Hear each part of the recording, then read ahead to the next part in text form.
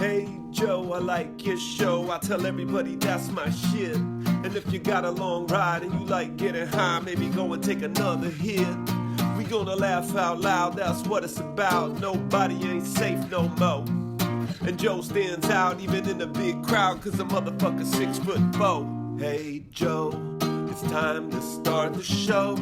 Up and away we go. Mic check and I like your flow.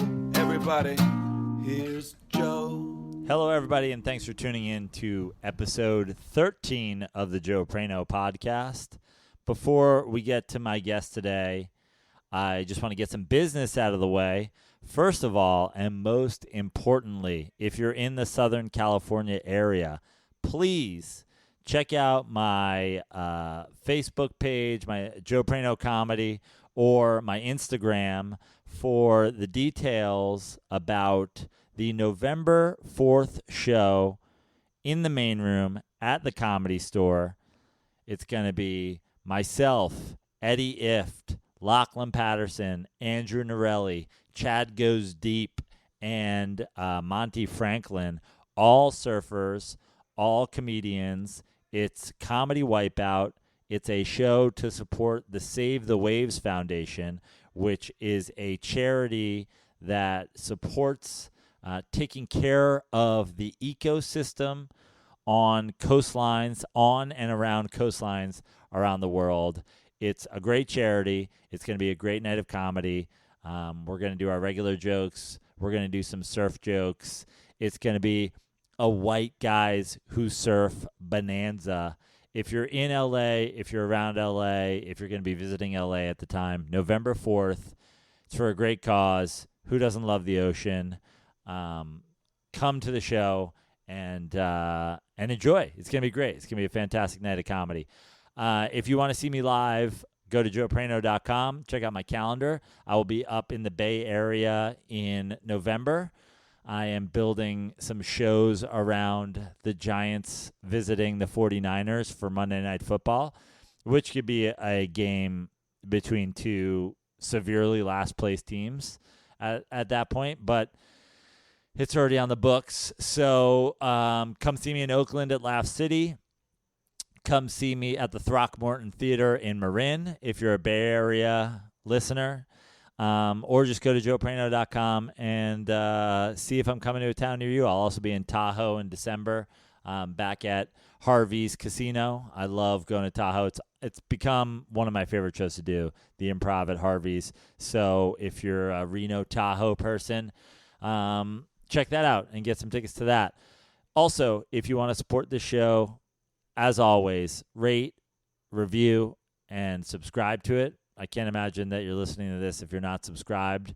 But if you're not, please subscribe and leave a review. It's super helpful. We're still only 13 episodes into this. We are trying to get, the royal we, are trying to get this show really off the ground still. And all the support has been fantastic. I love all the feedback about the guests I've had, about guests I should have. Feel free to slide into my DMs on Twitter at Fix Your Life, on Instagram at Joe Prano, on Facebook, Joe Prano Comedy, or on Patreon. Messages from patrons take the highest priority as you people are supporting this show by listening and also financially. So if you want to be a part of those folks who are the first wave of suggestions and requests that get read, go to patreon.com/Joe Prano and support on a monthly basis. $1, $2, doesn't matter. It all adds up, and I appreciate it. Send me a message. Let me know what you want to hear. Let me know what you like. Let me know what you don't like.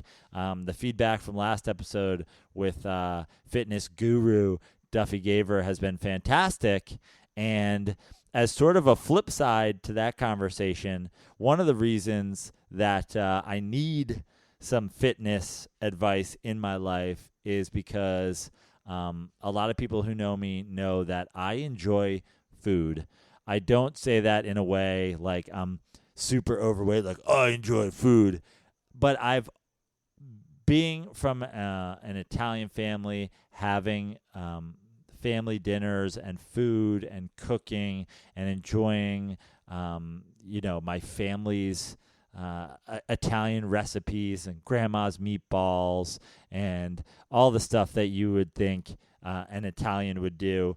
I have always enjoyed food. I've always enjoyed sitting around the table with friends and family. It's where, everything in a family and a friend group really happens, is around the kitchen, around the dinner table, around a bar, consuming and enjoying life through food and wine and beer and all that stuff. And I hate the word foodie. I will never call myself a foodie, but I guess by definition I am a foodie. I seek good food. I enjoy finding new restaurants. I enjoy discovering delicious food. I like discovering under the radar places and hidden gems. And I enjoy going out, especially with friends and family, and enjoying a fantastic meal. And this episode is built around that love. When I was living in Brooklyn, I lived in Brooklyn from 2003 to 2010 before I moved out here to Los Angeles. There was a time when I was going around, and Brooklyn was this happening, exciting place where new restaurants and bars and nightlife were popping up every day. And I enjoyed discovering new places to eat.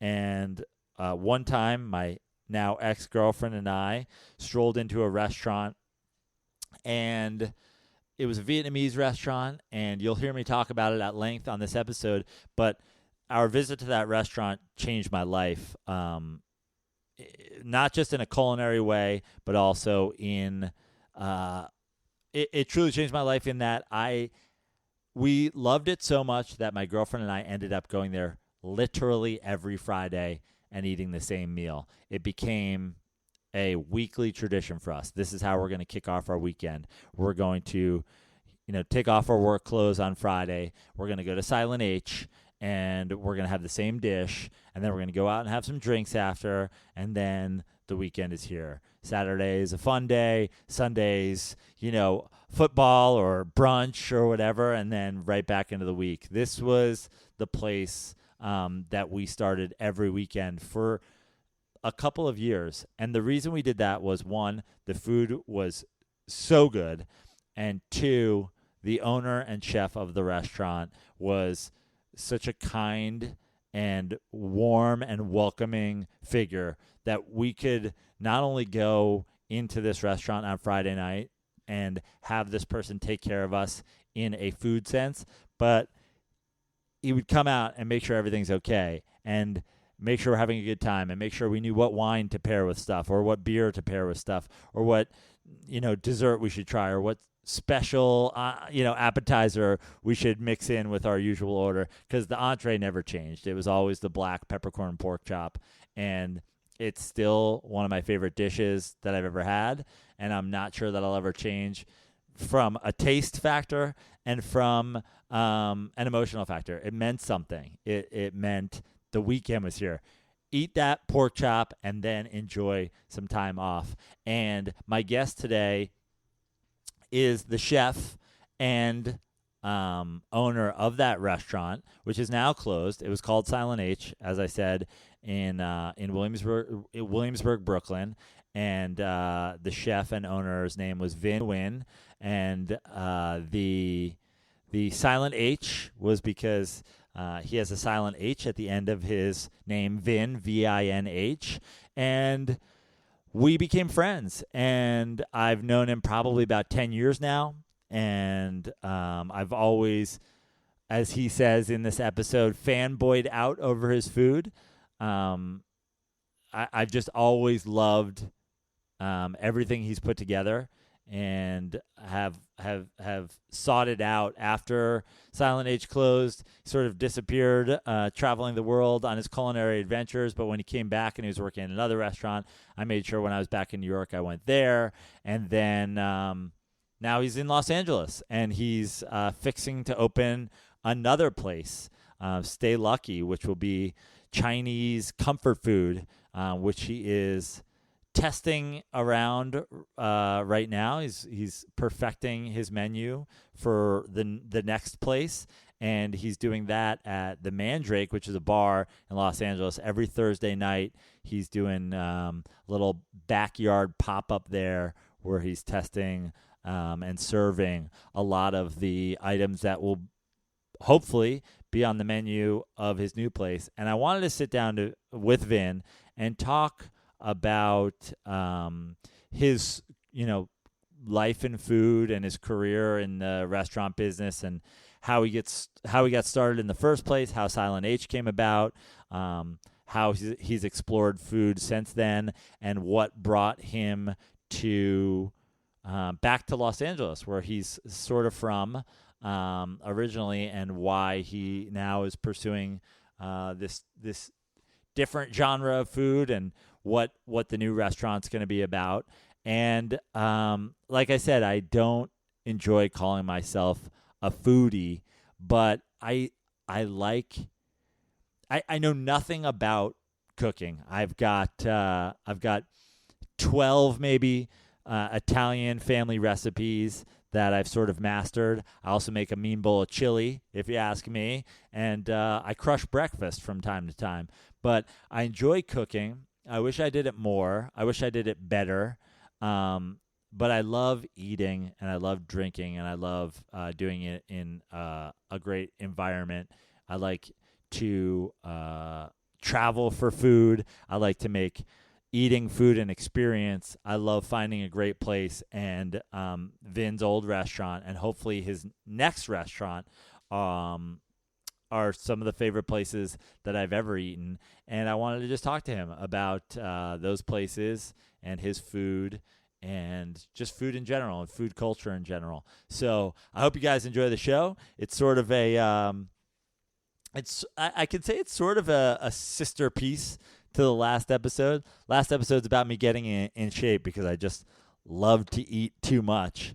And this is a conversation about the stuff I love to eat and the people who prepare it. And I hope you guys enjoy. This is my conversation with Vin about everything food. Enjoy, everybody. And hopefully at the end, if you're anything like me, your mouth will be watering and you'll be hungry and you'll say, damn, I got to try these dumplings that he's talking about. If you are saying that at the end of this conversation, the first thing I want you to do, I'll actually do it now. Pause the episode. Pause it right now before you start. I promise you won't regret it.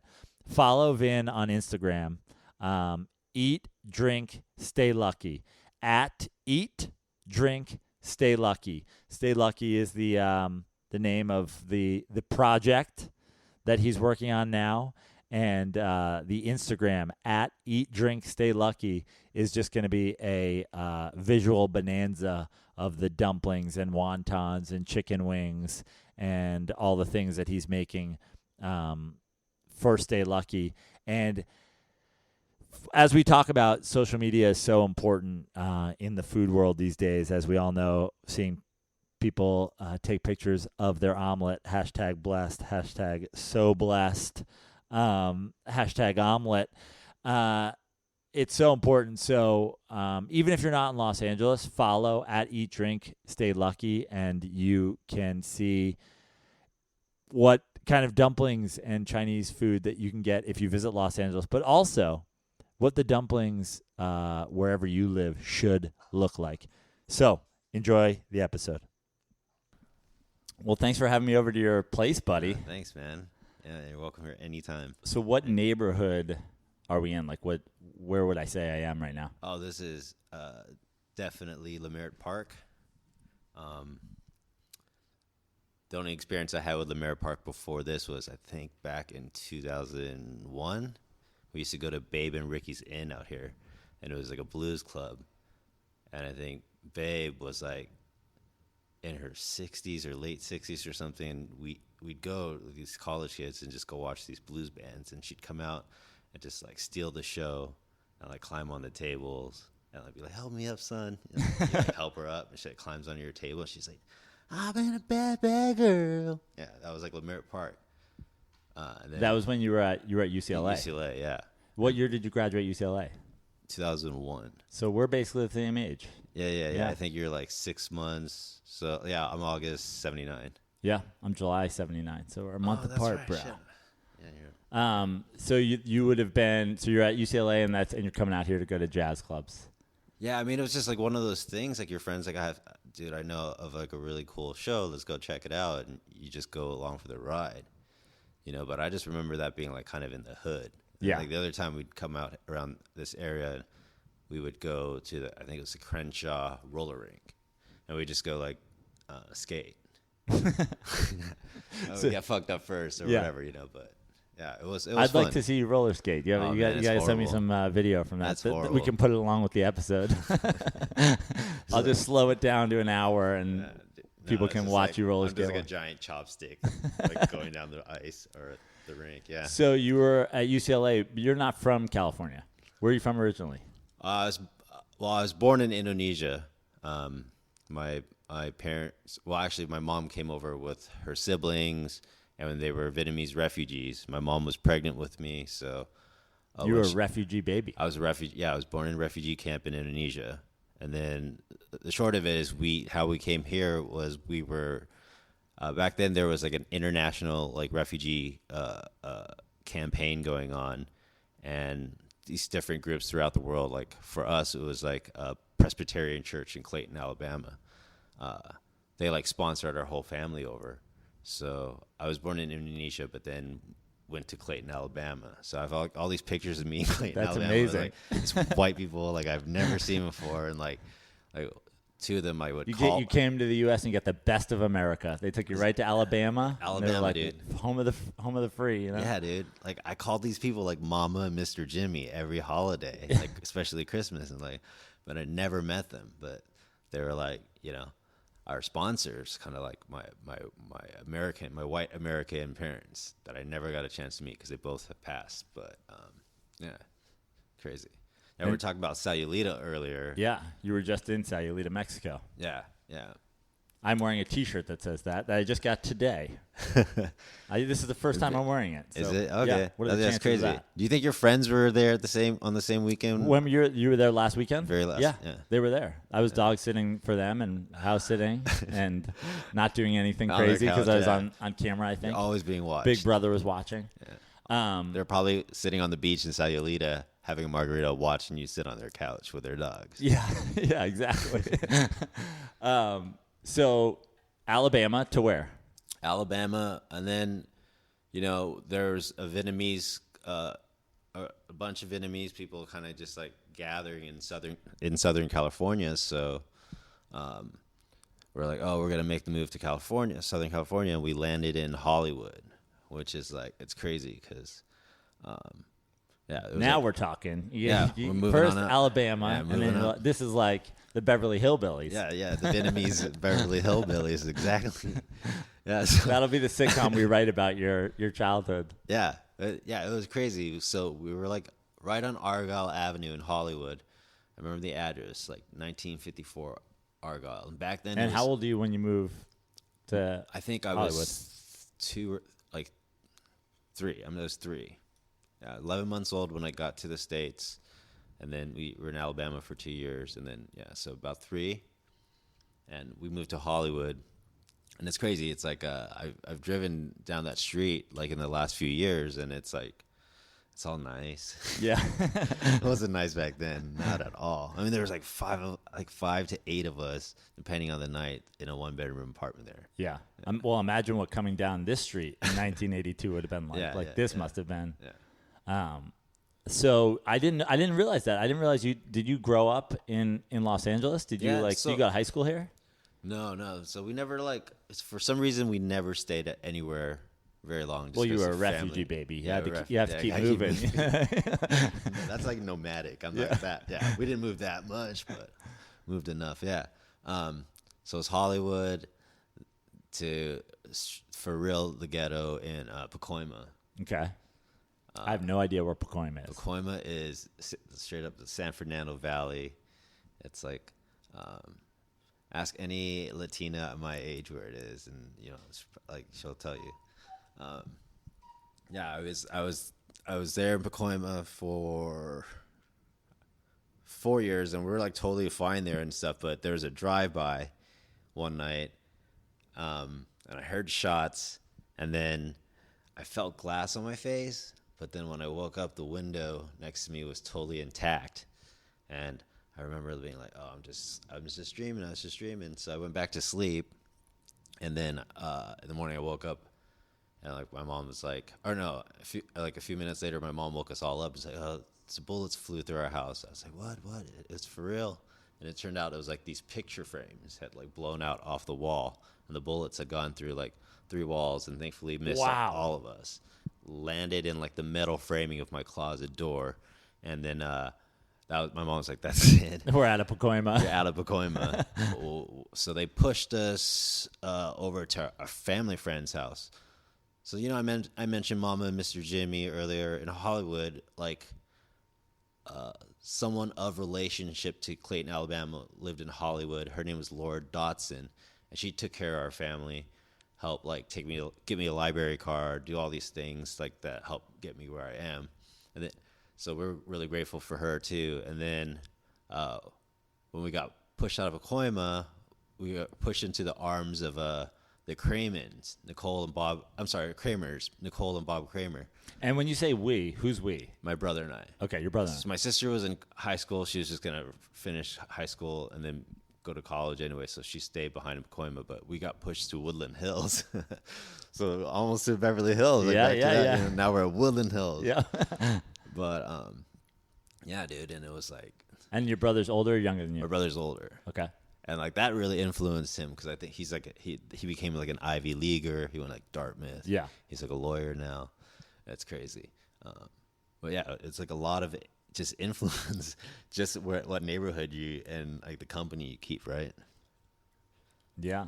And then so you stay in Woodland Hills until you go to college here in town? No, because then my I'm family. filling it now that I've got most of the timeline. Yeah. Like, let's fill it in. All right, cool. Yeah. So the final move was like, moving on up with the help of all these other people. Now it was like, oh, we gotta get some independence. So my mom and dad bought a house where the only like area I think they could afford a house, and where there were some Vietnamese people, and that was in like San Bernardino.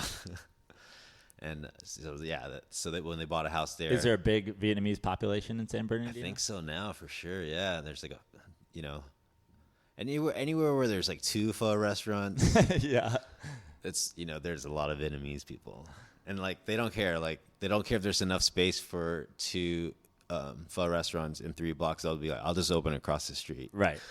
Like we'll figure it out. We'll get double the Vietnamese population, and then we'll still have the same amount. We do this, we get 3 more families on Tuesday. That's great. And when did you? So you're talking about pho restaurants, which is because you brought that up. It takes me back to how we know each other. Yeah. When I was just walking down the street with my ex-girlfriend in Brooklyn, and we're just looking for a place to eat on a Friday night. You and Marty, yeah. Yeah, and we look at it. I think I forget did it say Vietnamese outside Silent H? I said was it like very small. Yeah, it just said Silent H really, and then like my friend Danny helped me design that, and it was like Vietnamese bar and restaurant. So my initial reaction was like, I'm not feeling it. Like I don't think I'm in the mood for Vietnamese. Pho. Like I don't want to do soup right now. And then we looked at the menu, and it was intriguing, and we were like, you know what, let's just go for it.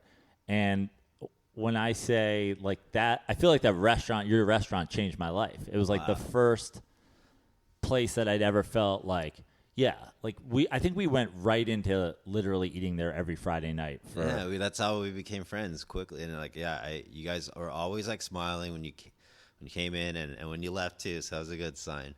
But no, I mean, I've never heard you say that. Thank you. I mean, I know you're always there to support and stuff, but thank you for those kind words.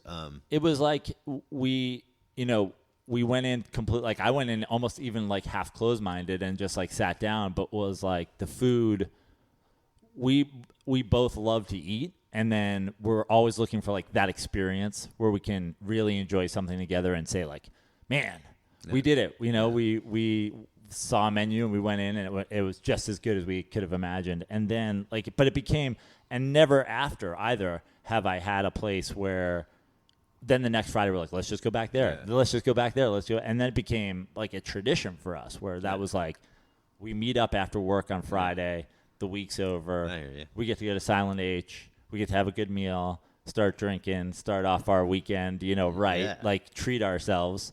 And like I said, I had a preconceived notion of Vietnamese food even. And then when I went to Silent H, it was like, wow, this is a whole different, this is like not something I've experienced before, to the point where we ate the same dish every Friday, like basically in order. Yeah. We'd get you got a salad that you have with like shrimp and pork belly. Yeah, shrimp and pork belly pie salad. And then street toast sometimes. Yeah, street toast sometimes. The pork chop every time we'd split it, and then you were always kind enough to offer us a dessert and give us some good beers and it was just an experience. That was the whole point. I mean, I hate to be so agreeable with everything like you said, but like I didn't make pho at my first restaurant because I didn't want people to just like pigeonhole Vietnamese food into just one dish, and that probably wasn't the best business decision. A lot of people talked about like fuck that place, it doesn't serve pho, or like I don't know, the chef's like kind of a jerk, he doesn't want to make that. It's like people, you can't make Vietnamese food without making pho, and I was like, well, that's the whole point, because for the same reasons, someone like Joe might walk by on a date and be like, oh, I don't want to eat pho. Like, now they know, like, oh, I'm going to look for like grilled pork chops on menus and stuff. I'm going to go look for the street toast. I'm going to go look for the crepes, like all these other things. And even that pork chop dish that you like, my mom and my uncle, like my whole like Vietnamese family, the side of my family, they thought I was crazy. They're like, that's like a peasant dish. That's like something like a 5-year-old kid can make at home. Everyone has like their own palate for it, like the salty, sticky levels of the sauce, but like tat kha, And I told you, like, you make the sauce, and it's like sweet, and it's salty, and it's syrupy, and it's like, and like it's on a pork chop. It's on. I think there was it cucumbers, rice, it's just and like I think maybe was there a hard boiled egg involved? Yeah, and like a tea egg. Yeah. And it was like you said, we didn't know what we were going to order when we sat down. It's not like we saw that on the menu and said, let's have that. But I actually learned exactly, like, again, there's a reason we're friends, I think. Yeah. It's like we obviously see things in the same way and can kind of come together on that. Obviously, we just smoked a joint out the back of your house, but I came in and, like you said, no pho, and we sat down, and I now know a lot. I didn't know I liked Vietnamese food, and then now I love it, and I've experienced so many different things from I had no idea that there was a French, influence to Vietnamese food. Yeah, you have soup. Yeah. You're like, it's soup, and not that I don't like pho, but fuck colonialism, but it gave us the banh mi, right? It's just like that's the beauty of food, is that it somehow manages to flourish in from a source of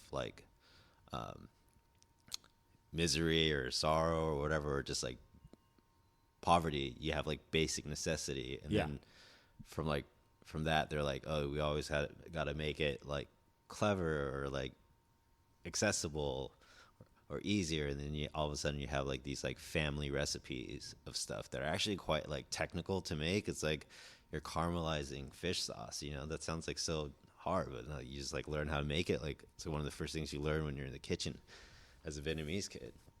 So yeah, you do have a better understanding now for Vietnamese food, and like if there's a place I guess we should like try to go down to like Orange County, like Santa Ana, and go check out some Vietnamese food together, because that's like one thing that I haven't really got my fix yet since I've moved back to LA.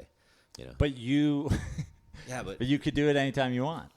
It's not the same. Like, Why is it not the same? you got to ramp up like all that. I mean, I could tomorrow just make some like the bun cell or something, like 1 or 2 dishes for that menu for you guys. Go shop that morning. But I mean, for yourself, you know what I mean? It's like, it's not you that just, fun. it's not the same. I You'd mean, rather just go out and let somebody else make it. No, my wife and I are like, we eat rice half the week, but it's like we'll just like saute some. It's like one pot cooking. In this house. Something. Well, that was something I wanted to talk to you about. We'll come back to where we are now, but something I had on my thing for later was, and I'm glad you mentioned like kind of the simpleness of that. One thing I've noticed about yourself and then other people that are in food that I've been around and like care about food and care about crafting food is like when the restaurant closes for the night, they all just want like a cheeseburger. Oh, guilty, yeah. And they all just want like a slice of pizza. And what is it about? I mean, obviously there's something of just being tired and wanting something simple and easy. But I also feel like the people that I know that create like the most exquisite food to me are the people that also end up liking the simplest things. Yeah. Like when you came to LA for the first time after I'd been here, I'm like, let's go get something. And you're like, let's go to Johnny's Pastrami. Yes. You know what I mean? Anybody I care about when they come to LA, I offer that up. Seriously. And that was, I think when I moved out here, I said, where should I go? And that was like on the top of your list as well. It's like, I'm thinking you're going to give me like this, the under the radar, like hipster, like, this is guy's doing something with bone marrow you'll never believe. And you're like, go to Johnny's Pastrami. And do you think that do you see that connection as well of people that like really craft great food, loving the simple pleasures of? I mean, whether it's like something like brand new, or something that like Johnny's Pastrami has been there, it's kind of like now like a landmark joint. Like I like it because I don't even think it's like that simple, but it's the fact that it just exists and will exist for another 20 years. I think it's been there around for like 30 years or whatever. Yeah. Like Apple Pan. Some of these places in LA, they're insane. They're just gonna be there. They're gonna outlive us, you know. Right. And like I like just being a part of that, and like I want to take you there and see. It's like, dude, everybody, you know, that works there is like in their 50s, and you know, like everybody's got this rhythm, and it's so laid back, and the sandwich is so. And it seems like, you know, you French mentioned Johnny's Pastrami, you mentioned Apple Pan. It's like there's something amazing about also a place that's not going to do too many things. And like you're going for a burger, you're going for pastrami, and be like, hey, we're not no substitutions. We're just cranking burgers here. Those people do it the best. They make the best burger. And so you know, there's something like punctual about that. It's like, and so you know, we know how to fuck with burgers. You know? So I mean, that's kind of like a branch that I always try to achieve or reach for. You know, like when I concept my food or whatever. Like, so with like Stay Lucky right now, we don't, you know. Just to sum it up, it's like comfort Chinese classics. That's it. So if you're fortunate enough to be in China or have a friend that can really, really cook like these dishes, you might not find them anywhere outside of like San Gabriel Valley per se. So just throw out, you know, what's Chinese comfort food? Give people the dishes. Dumplings. You know, like there's boiled dumplings, pan-fried dumplings, there's wontons, but dumplings for sure. Noodle dishes, you know. Everybody's like into like dan dan min now. There's like, you know, a really nice trend going on right now for like Taiwanese food. So, which is good. And Taiwanese food is basically just like all of China's food packaged very nicely, you know. So what we're trying to do with Stay Lucky is still highlight or just like let that region of China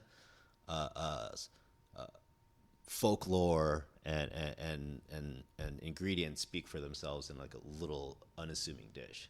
So the wontons that you guys really like, those represent Chengdu to us with the Sichuan peppercorns. And then I was like really lucky this year to, I don't know if you saw my Instagram, I was like with this like famous Chinese chef Yu Bo. Yeah. And I don't even know how this happened. My friend dropped a good word for me. It's like this Vin's like my brother. He's in Chengdu. If you're around, take him to lunch or dinner or something. And this master chef, it's like, okay.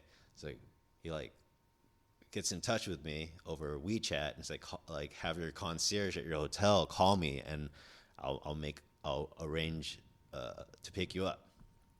Like, oh my God, I'm waking up my partners, dude, this guy's gonna like hook it up, man, and like give us an adventure. This is crazy. Wake up. So like we all scramble down, take this train 4 stops to his train stop, and his wife and him pick us up in a SUV, and they take us to like the wet market, like the farmer's market.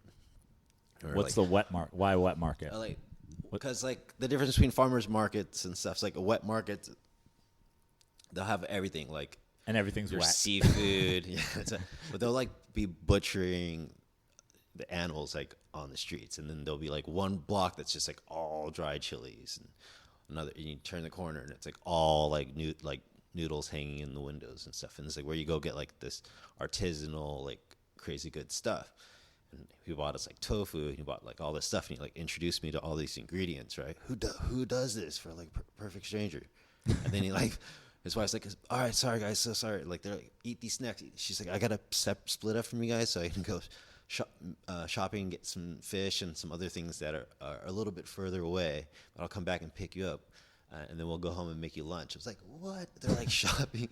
Not only giving us a tour, like eat this, but they're like now like shopping to fix us like what the chef thought was like 2 quintessential dishes of Chengdu that he like loves. What is Chengdu? Chengdu is just like the city, you know, and they're known for like their Sichuan cuisine. Okay.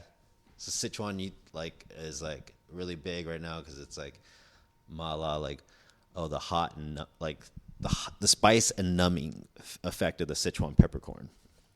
So yeah. Anyway, so he like was like he came to my first pop up and was like, yeah, your food looks really pretty, which is like a very polite way to diss your food, you know. But he like sat through, like he like drove out here and like he sat through the whole meal and he tried everything, and then like at the end, like before they left, he was like, oh, can you translate for me? And like his my partner's girlfriend is translating, and she's basically saying like, yo man, your sauces are okay, the only way they're gonna be good is like you gotta like slap people in the face with the flavor. I was like, yeah, but I think it's spicy enough. And it's like, spicy enough for what? Like the American or the Western palate? It's like, no, who cares if they sweat when they eat it? Like, if it's spicy, they'll remember it. Wow. So, and then like that wasn't enough for him. Like the next time I saw him, he was like carrying a jar of his hot sauce for me. It's like a big fucking ass like mason jar of chili oil, and like I have some. We can try it later. You could just like kiss it. Yeah. And your lip will like burn for like. And was he suggesting that you just put that in everything? He was basically like, he was like, well, even just try your chili oil and taste mine. It's like, okay, yours. But it wasn't just like once you really taste it. So always teaching me. So like once you taste it and you get over the fact that it's hot, so crazy spicy, you start paying attention to the other nuances. Like so he chars his chilies, you know. It probably gets a little bit spicier too, but like that deep smoky note is like, are you drinking tequila or are you drinking mezcal? You know? And like those back notes are always what he's revered for.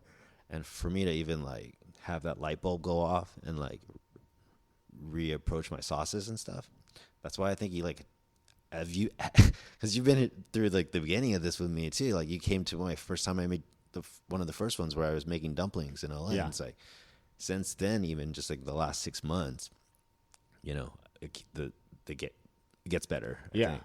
You can tell that you're basically when you invite people to come out, you're practicing it. You're you're taking the show on the road and being like, here you go. Yeah. And like that's what's crazy to me is, you know, I'm from a family that cooks, and like my dad makes great Italian food, and but there isn't to like home cooked Italian food, there isn't like that's not. It's just like let's make a lot of pasta and let's make it really good. But you're having the same thing, it's family cooking. Yeah. And like I don't even think about any of that stuff, and until I met you and can watch somebody go through the process of going like, okay, this isn't just like a done dish that was in a recipe book that was handed to me. Yeah. Like I'm creating something, and it's really fun to watch, and it's really like interesting to watch, and it's great. Like the best part about watching and experiencing is like I'm just eating dumplings. Yeah. Like the worst dumplings, like pretty good. Do you know what I mean? I should once we get a little bit more settled in, we should have you guys just come over and make your own dumplings and cook them yourself. I'll just have this stuff ready for you to throw together, but you could wrap them yourselves. That's awesome. That'd be cool. You can advocate for the $2.50 I'm going to charge per dumpling later on. They're handmade. So, how does a Vietnamese kid who had a Vietnamese restaurant end up deciding he wants to make Chinese food? Oh, okay. That's yeah. I was. You've abandoned your people. No. Well, first of all, there's I am half Chinese by ethnicity, I think, because both my parents were half Chinese too. So, and my mom's side of the family, they all still speak Mandarin, which is helpful because my mom can talk to Julie's mom. But yeah, That's your wife. Yeah, that's my wife. I don't know. I think you probably know this, but like my mom dropped out of school when she was 8. She's like the eldest, and she had to make some money to help her mom out with her younger siblings, and she had a lot of them. So at 8, she got called into the workforce. Yeah, and she went to help this older Chinese woman sell Chinese food in Vietnam on the street, street food. That's why Silent Nature is all about street food. But all my recipes came from my mom. All her recipes did not come from my grandmother. They came from her employer. Right. Who taught her some sick ass just clever approaches, rip-offs of whatever dish they can make. To this day, my mom still says crazy stuff, or she's like, oh, it's Vietnamese spaghetti. Yeah, that's how she explains it, and it sounds like a silly thing, but then you eat her food, it's just exactly that. It's right. It's an old Vietnamese woman trying to make spaghetti that she tasted at Joe's house. Right. But you're saying as far as an actual dish goes, that's not a thing. It's just a creation. Yeah, it's just it's just that's my mom solving a problem. Right. It's not her trying to be a chef or anything. Yeah.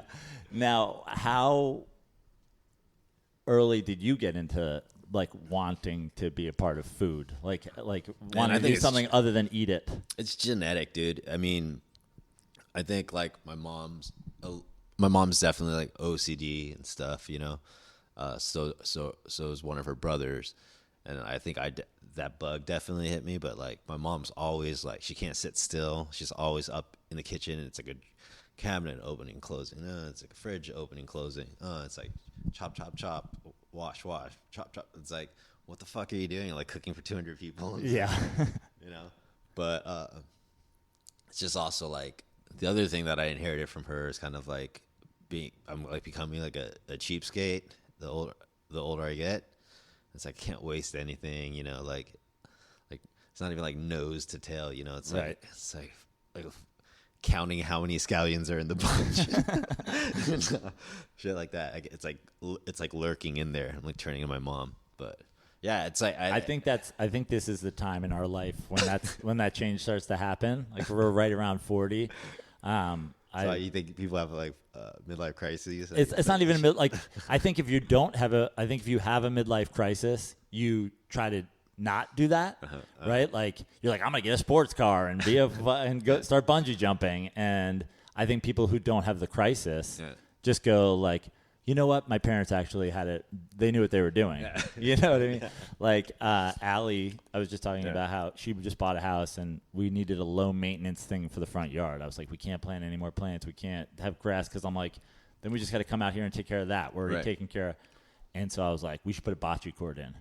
And, Whoa, smart. Yeah, we put a bocce In the front court yard? in the front yard. That's sick. And it's just like a little, AstroTurf bocce court with some wood on the side, and there's a scoreboard there already. But it's like because my dad had a bocce court in our backyard, and I'm like, yeah, he had it right. Like that on Sunday, why not have people over and drink some wine and throw bocce? I mean, it's just something to do. Yeah, you can't do that in this in the Lemare Park. No. You can do it in Venice. Yeah, Like, what the fuck? yeah, you probably could though. You know, Here? yeah. No, man.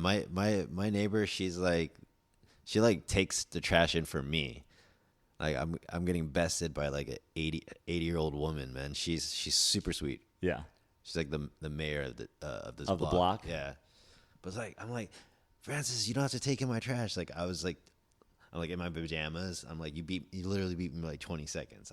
I like jump out of my bed when I hear the trash truck, and I'm like, oh, here we go. You know, it's like, so I get there and she's already like, she's got her gloves. She's got her gloves, her kitchen gloves. Oh, she was taking on. her trash down to the curb for you. No, she it's her routine. She likes to do it for the whole block. It's like her exercise. Like this lady is crazy. She's so sweet. She's been here forever. Her husband bought the house across the street for $25,000. That's insane. Yeah, it's insane. $25,000. And back then, like it was like so openly racist. Like they wouldn't let people of color buy homes on this block. Her husband had to give a white person like money to buy it for them, and she's like, yeah, they wouldn't let any black people live here, and now the white people want to come back. Yeah.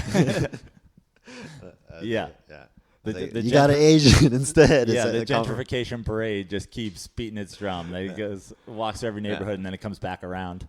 And then it's funny because like in I think when we were in New York or in Brooklyn or anywhere, you like if you ran into an Asian, you would think what, Chinese probably. It's predominantly Chinese.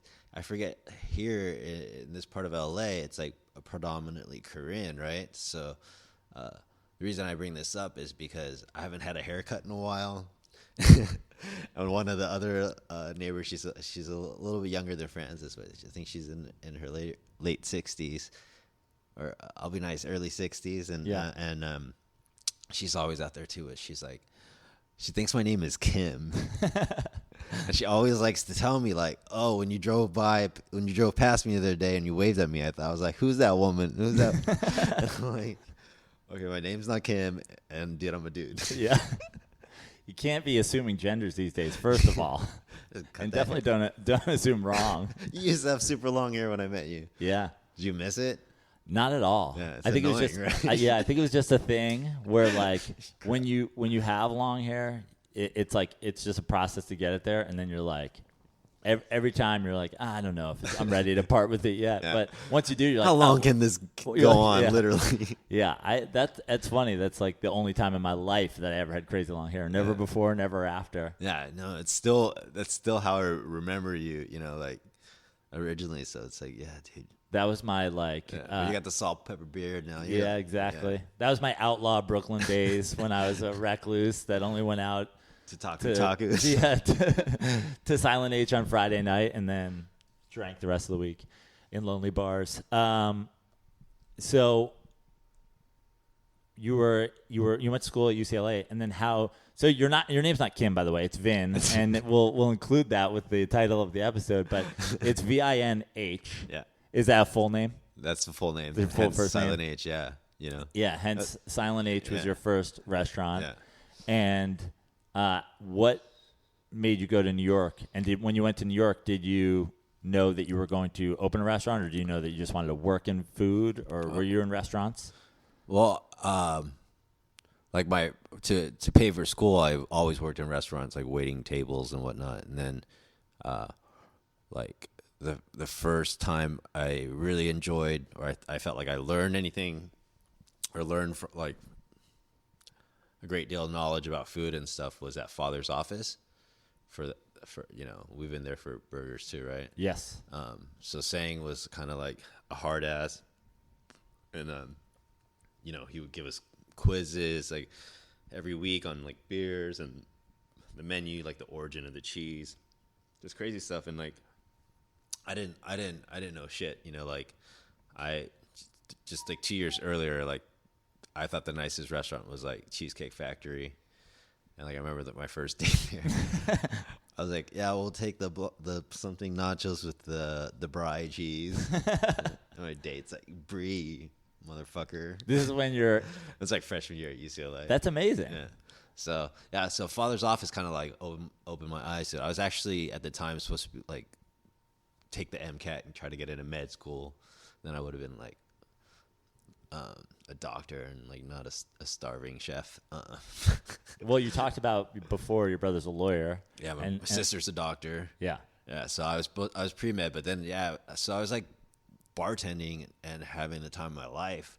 I was like 21 and I was meeting like so many cool people like that would just like kind of open up to you like after a few beers and like just like, oh, I traveled here, blah blah blah. And I think at that point, more so than just like college, my just kind of like working and hearing these stories, my imagination kind of opened up to like leaving the nest. My mom was like a factor and stuff too, though, because I didn't want to. The only reason I left to go to New York was like my mom at that time decided to like move in with my sister. So I was like, otherwise I was like the youngest, so I was gonna stay closest to mom. So, but yeah, I was like working at Father's Office, bartending, learning about food, and then someone's like, dude, if you're gonna bartend, you can do that in any city. And I was like, I can. Yeah. So I went to New York and I was like, I'll just give it like 6 months, whatever. I went. So Father's Office, for those folks who are not from Los Angeles, burger joint. There's one. I think we've got the one right here at Helms. Is that the only one? Is that the only restaurant? Is Father's Office a one location? No. The original one was Santa Monica, Montana. Okay. And then they have the one at Helms Bakery on Venice Boulevard near National. And they make a burger. You can't get ketchup with it. You can't get ketchup with it. That's I know the big sticking point for like people who are a lot of LA people I know are like, I can get ketchup in and out. Fucking fuck Father's Office. There was like this homeless guy named Chris that used to hang out the bar, and he would like sneak in and then like use the bathroom to like clean himself up and then leave the bathroom spotless. He was like this like local homeless guy, and used to be like apparently like really talented like jazz musician, and he just kind of chooses to be homeless, whatever. But he thought it would be clever to sell ketchup packets to to people. To people on the way in. So like I didn't even know about it, and then like someone's like, do you know there's someone selling ketchup outside? I was just like, that's hilarious. It's incredible. And then I got later on the doorman's like, oh yeah, I saw Chris hawking ketchup bag. It's so funny, It's like I think that's And when you look up kind of if you were to Google the best burgers in LA, that'd be on a lot of the lists, a lot of the blogs. Yeah, I think so. Yeah. And so that's where you first get interested in like being in food, like as a profession. I think like I was just taking notes at that time. Yeah. But I kind of feel like because of that experience, I kind of it kind of paved the way for like what I. Bye, honey. So embarrassing that you can hear the alarm. No, it's great. Yeah, it just kind of got a nice alarm. It talks to you and everything. Talks to you. The door is open. The door is ajar. That's what I'm getting to, because the door was ajar for my future. Yeah, exactly. So no, you were talking about before, like doctor, lawyer. You're gonna take the MCATs, and the reason I wanted to have you on is because I do think I haven't had anybody that's a chef or anything in food, but I think that talking to artists, like food to me is an art, and your decision to kind of do that is very similar to somebody saying like, I'm gonna be a musician, right. I'm gonna be an actor, I'm gonna be a comedian. Like you're going out on your own and you're saying like, I got to find my way in this, as opposed to one of the, being a doctor. This like this is the path. millions have done it. This is how you do it. Yeah. And I just think that I do think there's a lot in common with that, and people that get into food saying, yeah, I want to make food for people, but I also I have to create something that's different, that makes it unique, as opposed to like you could get in food by owning a McDonald's, but yeah, I think if you look at artists as being anything you create, yeah. I also think of it as like when you think of the senses, like music is your hearing, and movies painting, you your see, eye, use your eyes. Your sense of taste and smell is totally. It's just as present, and people I think too often are just like feeling a hunger. Yeah. Do you think if that's true? Do you think there'll ever be like a a market for like offensive food? Yeah, it's like there's like like I don't want to say like it's offensive, but there's like noise rock or something super extreme like that. You think people will ever be like, yeah, I think you should do it. I think you should use that chili that you got and put it in everything, and then just play like German fucking death metal and just blow out all of their five senses. Noisy H. Yeah, with strobe lights. Yeah. So when you go to New York, did you keep bartending? When do you get into how does Silent H happen? Because that's also like that's the other thing. Yeah, right before Silent H, I was at my first job was one of my first jobs in Brooklyn was at Anytime.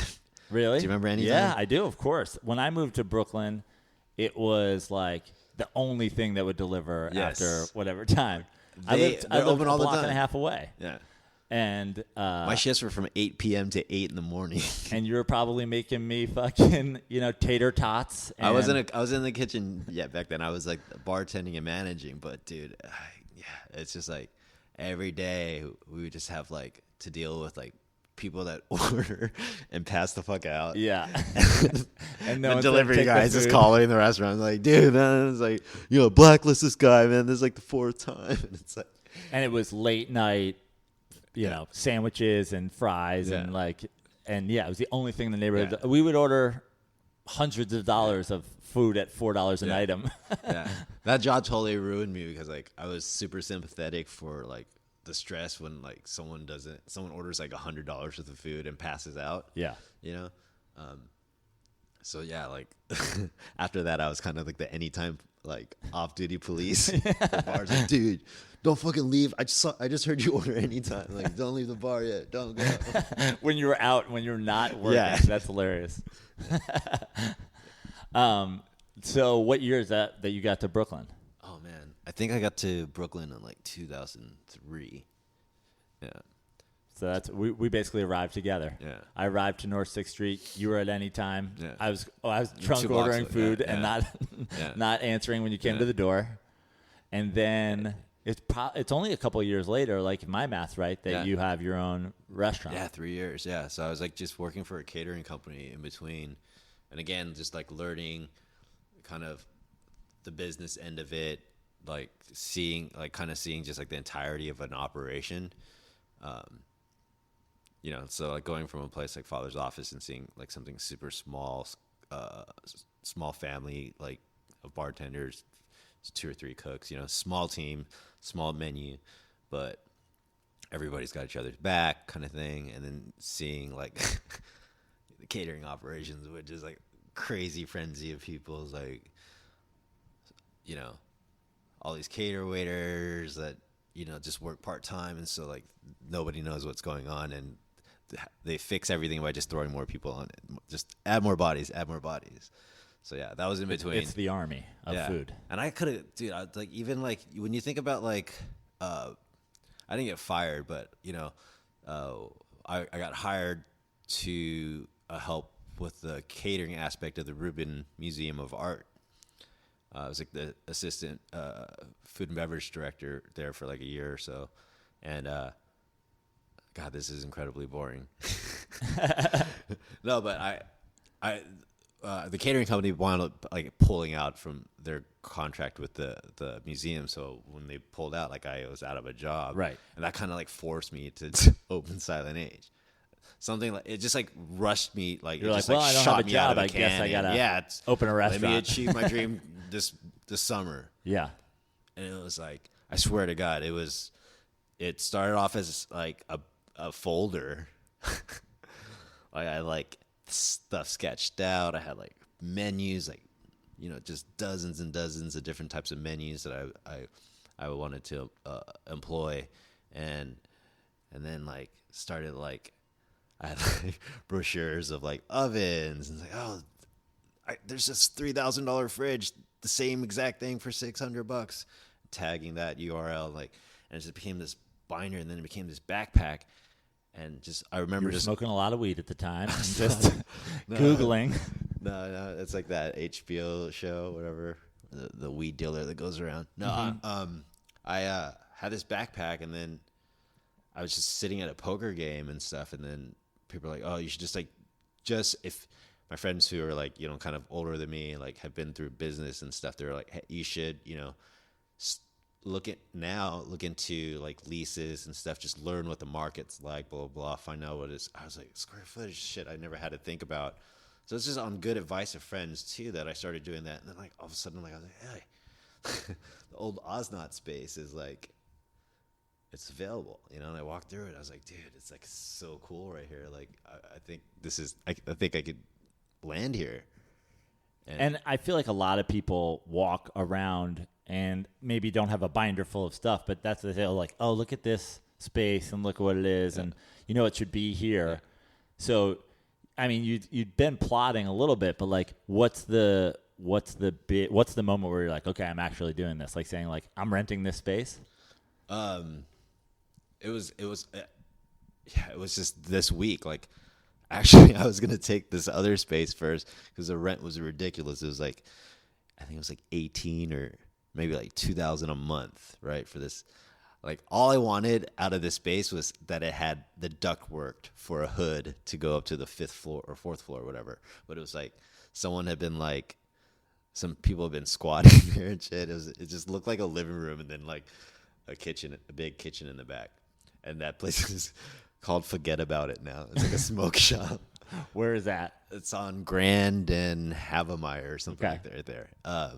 But yeah, I really wanted it because it was cheap. And I was like, dude, I could just fucking, serve like 30 people a day and I'll be stoked, And then like I saw the space on North 9th and Berry and I was like, okay, I got to fucking scale this up. Can I do like rent's like $6,300 or whatever? I was like, can I do $3,000 a day in sales? Or it's like, oh fuck, I got to do lunch, dinner, but fuck yeah, like that menu was already there, So I was like, oh, let's just fucking do it. You went into your bag of menus and you're like, which one fits this price point? Dude, I was fucking crazy, dude. I was young and dumb and fucking lucky, It's like I had $60,000, like mostly from like credit cards and stuff, like $25,000 cash. I borrowed a little bit of money from my family. I opened the restaurant on a shoestring of $60,000. Had my roommates help me like paint stuff. Had my friends help me build stuff. And this is in the hottest neighborhood in New York at the time. It's like you went for it. I didn't even know. I mean, it just felt like a place I wanted to be for the next few years. Like, I mean, back then I was hanging out with people. I think my friend was like living in the Chinatown. One was in like Lower East Side. Carroll Gardens, but like I had a lot of fun in like Greenpoint and Williamsburg. I know you did too, of course. Everybody did. That's why it became what it is now. You know? But it was like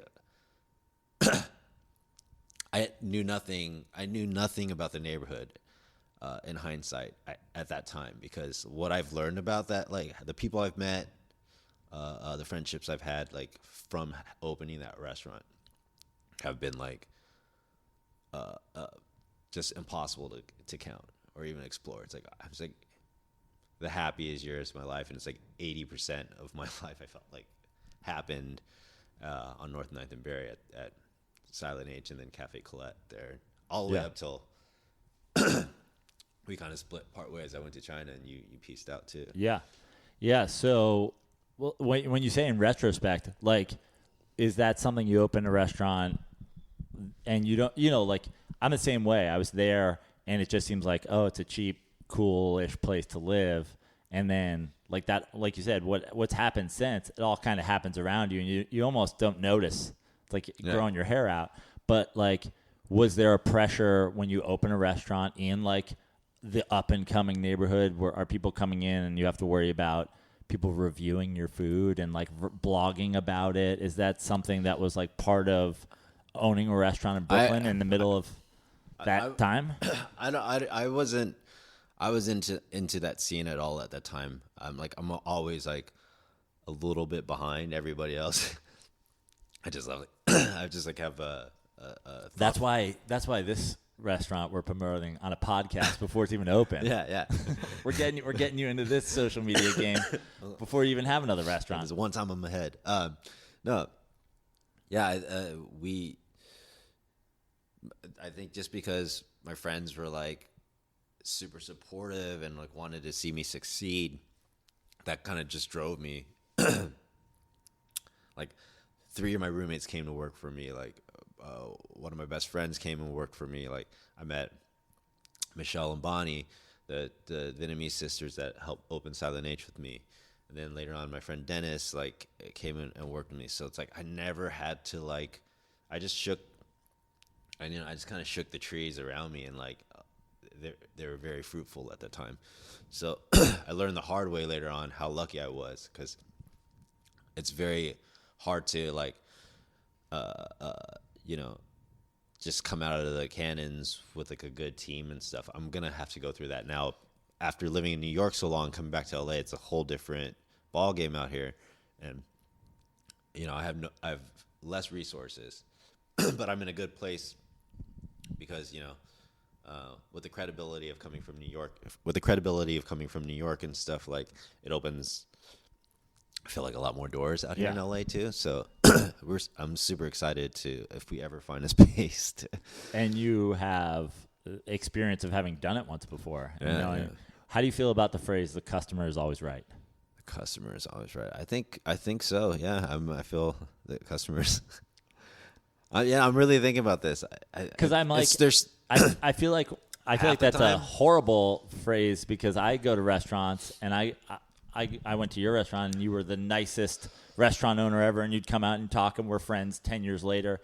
But sometimes you're at a restaurant and you're having the time of your life, and you're seeing somebody that's just ruining this restaurant's life. Like, this is wrong, that's wrong. Yeah. I want to talk to somebody.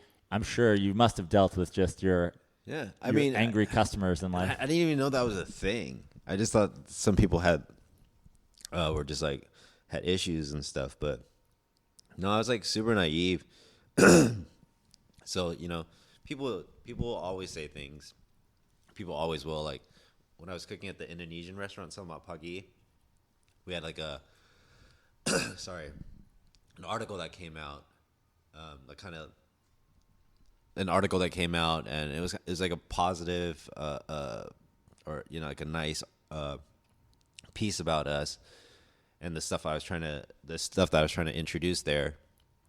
I think it was like the Daily News or something. I forget the publication, but just like nice, like small little article. And then all these people responded like, "Oh, look at his last name. He's a Vietnamese guy. He's like a hack, And I'm like, shit, I didn't know I had to be Indonesian to cook Indonesian food for hipsters in Greenpoint, It's like, my bad, dude. It's like, not a single Indonesian person here. Dude, I had cultural appropriation, bro. It's a serious crime these days. When you're a restaurant patron, you always, like, I live in fear of the chef. That they're like, don't send this back because they're gonna spit. Gordon Ramsay's gonna come out, or they're gonna spit in your food. That's fucking wrong. No, I've never worked with anybody that would.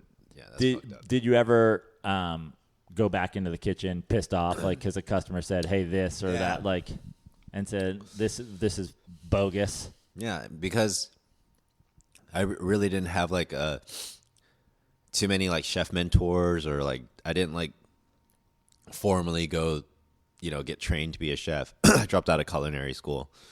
So I didn't have like that role model or whatever, or I had like saying, you know, for example, but I was never in the kitchen under a chef. So I was just reactive. And I felt like when I did get called out to table, it was always nerve-wracking, whether the response was positive or not. Sure, you never know, but you're like also really busy. It's stressful in the kitchen. You come out and you got to put your best face on. So when something was negative and stuff, it's like you just own it and stuff, but you always take it personal. And I don't really think I've ever had anyone like be pissed at me to my face. Or, you know, say anything like negative to my face. There's always that on like Yelp and whatever. Right. But definitely have people that are very supportive and stuff, say stuff. And it's always good to hear. I mean, it's probably like the other currency that keeps us alive in the kitchen, you know? It's just like gratitude. You know, I think there's not a single chef that does it who doesn't do it because they want to please somebody, you know. But yeah, I took things personal, and so like without like. Do you remember your worst Yelp review? Do you remember like, what the issue was? The one that stands out was like the very beginning of Silent H. Long story short, she was like, her husband was the author of this post, and he was like basically like, she waited way too long for her summer rolls, and then someone else got theirs before hers. Kind of classic, you know. But it's so like cliche, but it was essentially that, and then that's every Yelp review, right? Yeah, but the way his ended was like that I had got it into it with her by saying like, oh, like get that woman like her check, or like I had some attitude, but I was just basically trying to communicate to like my new staff. You know, in a small sea of people, like it's that person there. Like, oh no, like you gave it to the wrong person, give it to her. You know, and you know, it was like the first time we were looking at reviews and stuff. So it kind of was like you're lying, but who's gonna, you know, it's your word versus mine. But yeah, thanks for trying to like take us down. And I always kind of felt like a takedown. You know, you can't really defend yourself. And that was the reason I remember this is I think it was the first negative review we got, and there and behold, like the next night, someone responds, you know, that was a witness and was like, that's not how it went down. And like, he actually knew the guy that posted. It's like, because he was like, Dave, you're always like a dick like this, blah, blah, blah. So he was like calling his friend out, you know? Yeah, you had a internet comment war. Yeah, and I was like, oh, it's like, and I was like, dude, I was like asking my staff, did one of you like make this like profile and do that for us? It's like, because that would have been like genius, but also wrong. But no, it was like a legitimate user was like, no, this guy's like, but the crazy thing is, I also remember this because they went and they almost like copy and pasted their negative review to every site. So it wasn't just what we're talking about, like Yelp or whatever. Right. It was like they're on TripAdvisor. Chowhound. Yeah, like, I'm gonna get you on Eater. Like they're trying to like. I don't think Eater was around yet, but like all the ones that were out, that review was. Like, damn, the guy blasted you. Fuck. Take me down. So how long was Silent H open? Man, so 2006, like 3 years and change. Yeah. And then Silent H closed, and I was like, well, I got nothing to be in Brooklyn for. Yeah. I'm going to Los Angeles. Yeah. Fucking recession, dude. That hurt. Yeah, I remember, like, just being like, what the fuck, dude? Like, everybody's, like, losing their money. Like, you know, people are, like, their house prices are dropping. Like, the world's just running out of money. And then all of a sudden the phone starts ringing, and, like they're like, oh, we have to charge like more for your deliveries. The price of rice is going up. Everybody's shaking me down. Right. And then like nobody's coming in except on the weekends. And like you look outside and everyone's going to bars. You know, like people stop spending their money on like eating, but they're still hanging out at bars, which is fine. We just weren't doing well. So I got tired of like. And you, I remember a counter was some karaoke and just drinks at the bar for a while. Yeah, we tried everything, guys. It ended with karaoke. I mean, to me, it's I need like a gimmick. Guys, come by again. Yeah, but on Thursday and join but us for to karaoke. me, it's like that's why it's you look for a place like that. You know, like everybody. Cheers is everybody's favorite show for a reason. You know what I mean? It's nice to go to a place where everybody knows your name. Exactly. And How you who say doesn't it. like karaoke and banh mi? You know what I mean? Like, Joe's gonna fucking sing Beach Boys again. so 3 years, and then like that's every restaurateur's story. Like no one whose first restaurant works, right? Oh, like, man, I know. Especially, it's devastating, but yeah, definitely in New York. Yeah, I could rattle off a few, but I won't. But some experience is very close to me too. Like, yeah, it's very hard. It's like I think number one mistake a lot of people I can point out in every instance is just people taking things very personal. Sorry, and it's hard not to, but it's hard enough to get it all right. It's just with this day and age with New York being so saturated with restaurants and not enough cooks. Like, yeah, it's difficult. Look at Williamsburg now. It's like anytime it went from like in 5 years from having like one place that delivered to like to 50, everything. Yeah. 50 per neighborhood. It's crazy. I mean, now you go back and it's an Apple store and a Whole Foods, and it's like crazy. It's nuts. But to me, it's like I look back at the time. The same thing you're talking about the art. Like when I look back to being the starving comedian then, and being in Brooklyn, like at the time, it's such a struggle. And the same, I'm sure, opening your first restaurant, like kind of on a whim in Brooklyn. It's such a struggle, but like you said, you look back now, and it's like that's the best time. Yeah. Thank God God bless Alligator Lounge. Right. Places that sustained us through our just early adulthood. free pizza with a drink. That's it. I went the first time I went. Talk about a starving artist. Yeah. I couldn't. You ate like 2 of them, right? I ate like 7, and I threw up a ball of dough on the sidewalk. I threw up just a straight. I just threw up a carb, like a carb ball. Baby. Like my buddy was like, I hadn't eaten in 2 days leading up to this.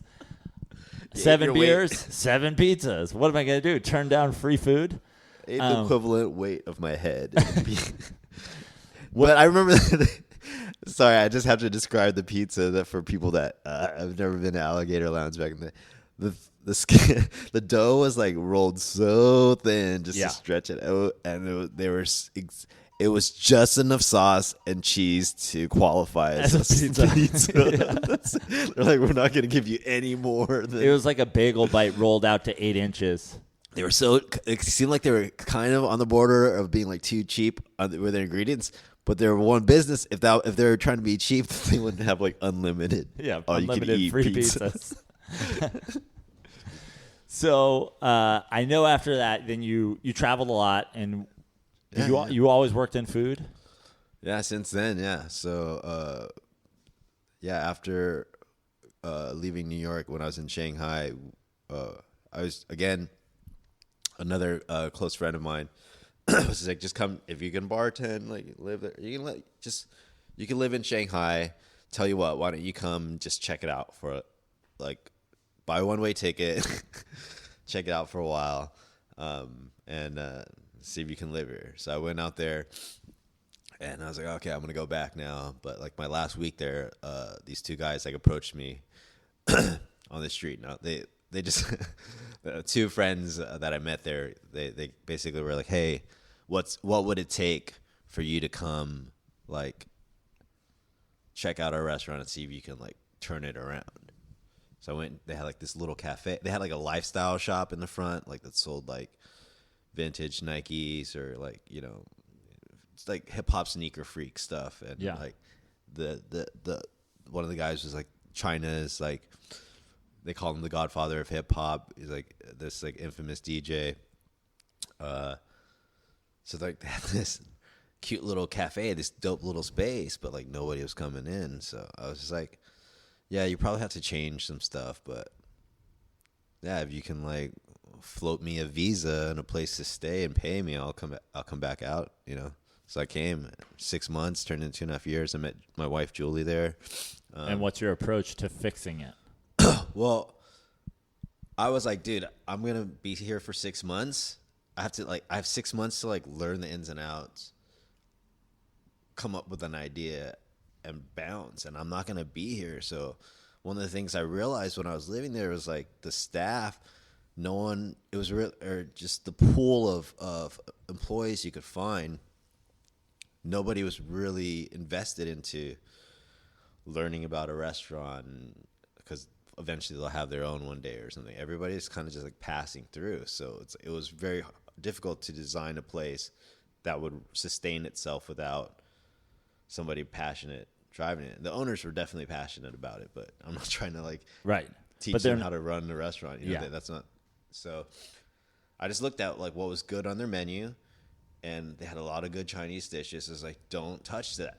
Just leave that there, and let's build on it with what you think will pull people in here. And they're like, well, what do you like to cook?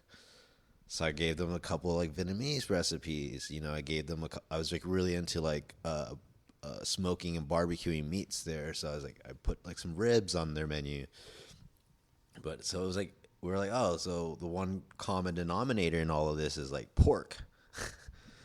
So we opened Grumpy Pig, which was a pork-centric restaurant. So we had pork ramen, tonkatsu, pork street toast, pork summer rolls, ribs, a pulled pork sandwich. It was Pork cool. is arguably, I go back and forth every day on what I enjoy eating, but pork might be my favorite thing to eat in all of those forms you just said. Yeah. Obviously the pork chop. And now I'm going to get you on the pork soup dumplings. Now I wanted to ask you, because especially starting to cook again now, especially in LA where there's how much is people's dietary restrictions and people's I don't know, even just the vegan, vegetarian, cooking pork so good, but I can't go on Instagram without people being here's you murdering pigs because you fucking like bacon sandwiches. Yeah. How much is that a factor into you, how you approach things in cooking food? I think people's dietary choices are theirs, and I respect them. I always have. That's why people called out the fact that every dish at Silent H had a vegetarian option for it, in a serious one too. Even though you're not just taking the meat out of something. Yeah, exactly. I'm putting fried bean curd in its place that I have to go all the way to Chinatown and pick up. Really good stuff. And so I always respect it. I always have that in mind, but it never deters me from cooking something that I think people there's an appreciation for. I haven't really come across an ingredient or a dish that I've wanted to make that was so out there. My lane has kind of always been I trip over something that I really like or really love, and I kind of immerse myself in it, and then kind of learn that way. So Chinese food, it's been almost a year now. So you got to try the pork soup dumplings that I made, the shunjin soup bao. Dumplings are one of my favorite things to eat, and when I watched you make it for I had never understood it in the first place. I'm how does the liquid, how's it wet when I open it up? I don't understand, how do they get that in there and close the dumpling? Yeah. It's cooking a lot of pork skin and then having this rock hard pork skin gelatin. So that's it. That all that richness comes from the skin. And then, my buddy Gary in Shanghai taught me how to make his favorite shunjin baos. He took my business partners and I through a tour. Just imagine, one of the best tours is and then he's yelling at you, don't eat more than one. Trust me. We got to try some more. And it's because you had so many different ones to eat. Yeah. And I was the first one I wanted to eat 8 of them. And it's like, no. It's like, we get on the subway. And it's like, and then like, it's like, And where was that? this is all in Shanghai. Like our last trip was in December. And then like all my friends all had their opinions of like what the best ones were. And then like, so I started working on them, and then Gary kind of like helped me like across the finish line. And he's like, dude, you got to take so you buy basically like, you get the pork skin, and you take out all the fat, and you render that until it almost like caramel. It almost like starts to smoke a little bit. Well, I mean, I think of rendering as like my porn when I was 16 starting to like unfold on the screen. What, in a cooking sense, what Pixelated. What is rendering? Oh, so you're just like cooking. I can't go. My porn's still rendering. You're cooking, melting it down. You know, Yeah. like that soft, almost like muscular, like fat. Basically, just you sweat it out. And one of the parts that you don't use, so you take all that beautiful. It's like, so you're familiar with brown butter, right? Mm-hmm. So you take butter and you like put on. I know butter. Heat. I've heard of it. Yeah. You heat it up and like you basically like get them. You cook the milk solids and they like caramelize, and you get this sweet, rich brown butter. So you're kind of doing the same thing with the pork fat, and you use that brown butter of pork fat with the gelatin and the pork, and like gives you your soup dumpling. And it's very lightly seasoned with ginger and white pepper. There's like no big secret, right? It's just super labor intensive, and it's been like my kryptonite. It's like the one hurdle that will forever haunt me, and like I really want to nail it. It's just like I kind of feel like I could throw down like 1,000 reps of anything else. Right. Vietnamese crates, just do them, but like it's just so tedious. It seems like a fool's errand to pick something so difficult It's kinda crazy. And then try to. I mean, you're only going to sell them for $2.50. that depends on the neighborhood, Right? Yeah. So you guys, I'll get if I do 250 dumpling, like it would be like 1-star reviews. Like Asian people just like cry bloody murder, you know. But yeah, that's gonna be good stuff. So you're simultaneously trying to perfect that and look for a place to put it. Yeah. And what do you look for? I mean, obviously, when you think of like restaurants and real estate, you're like, hey, something cheap in a great area that was like already has the kitchen I need would be. Yeah. But like, what specifically where, and like what's going to be the one that makes you pull the trigger? Well, I'm not schizophrenic. When I say we, I have like 2 partners. Yeah. We don't see eye to eye on everything, so everything's kind of like a compromise or a process, if you will. So, like, I personally would love to be. This sounds really bad, but like the tip of the spear in gentrifying a neighborhood. Right. But I mean, it's not like I want to gentrify neighborhoods, but I kind of want to be like. You want to be ahead of the curve. Yeah, I don't want to be like buying into like what Williamsburg is now. You know, right? You're talking about like Whole Foods and Apple stores opening up and stuff. Nothing against that. It's just like the reality of it is the reality is that people pay that premium. Yeah, and people had restaurants for 50 years on Abbot Kinney, and they can't afford the rent. So exactly. Why would I want to jump into that water? Yeah, and it's crazy. It's like, and it's actually we all pay that rent because the customer has to pay for that too, you know. Like it's like think like right now current market is like $8 a square foot per month is what you're looking to pay for rent. So 1,000 square feet, let's imagine a 25-seater 30-seater comfortable 30-seater with the, you know, that's like $8,000 a month in rent that you have to pay, and it's like that's a lot of dumplings. What about like my favorite place to eat right now is the corner of Lincoln and Brooks. There's a taco stand. These guys roll the cart out. It's a $1 taco. Yeah. It's $5 burritos. It's incredible. Yeah. Obviously, there's a trend in LA, like for going back, you know, however long, 10 years now and more, like the food truck, do the one thing you do and just bring it everywhere for people. Yeah. Was there a temptation to get into that world? You know, it comes up. That notion comes up a lot, you know. I always think it's like something it's a commitment to do that. I mean, you obviously are committed to, you know, your podcast and your comedy and stuff. You know, I would like to say I am the same about my cooking and stuff, but I'm married now and stuff, and I don't want to be like selling dumplings at like 1 a.m. on a street like to drunk people. Yeah, well, I mean, but when you think about it, right, in a perfect world, yeah.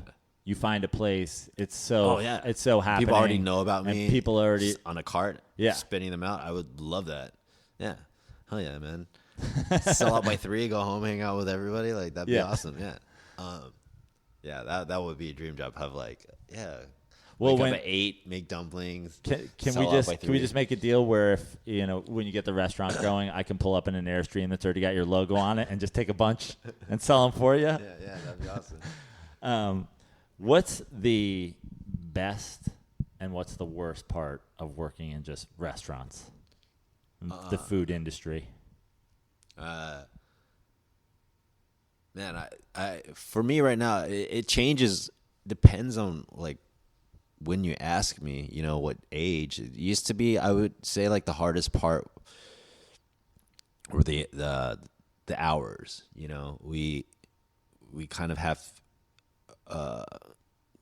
nocturnal hours, and that doesn't always coincide with friends and family, and holidays and all that stuff.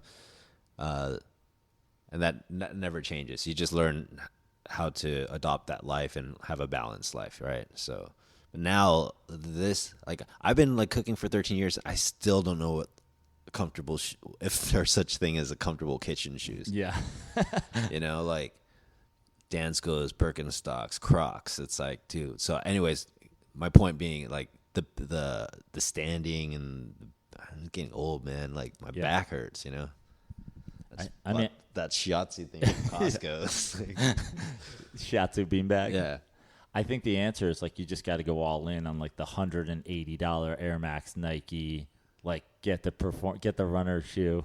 Get the thing that if they allowed me to like not slip across the right, floor, right? I'd be down. That's the most important thing, right? Is the non-slip bottom. Yeah. Until you go home, your back's broken. You're like, I rather would have like slipped. Just learn how to slip and land on my knees. What's the best part?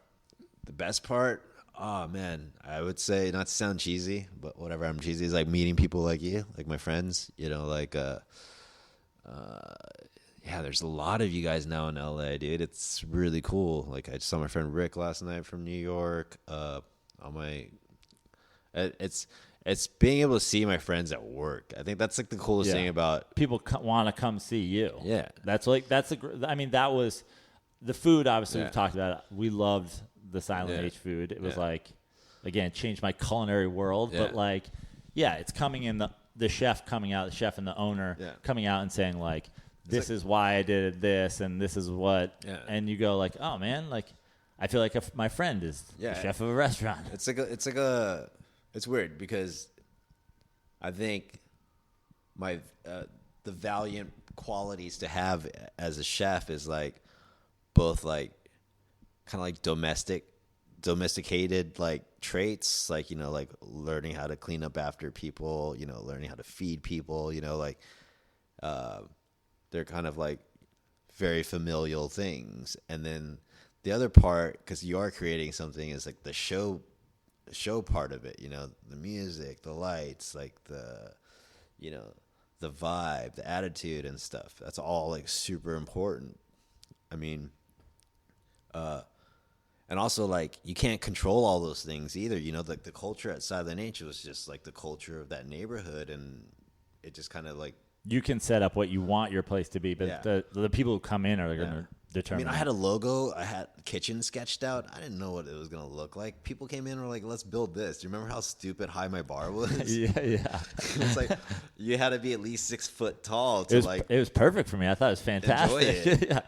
I'm 6'4". I'm like, finally a bar my size. How dare the rest of you people not do it like this? I mean, definitely one of the scariest moments of my restaurant life was when a woman fell off the stool backwards and like stumbled and kicked the front door. She almost like had so much momentum. She almost kicked the front door. Went out those glass. Not funny. I don't know why I'm like laughing now. Because everybody's okay. Everyone's okay, and it was like years ago. I waited.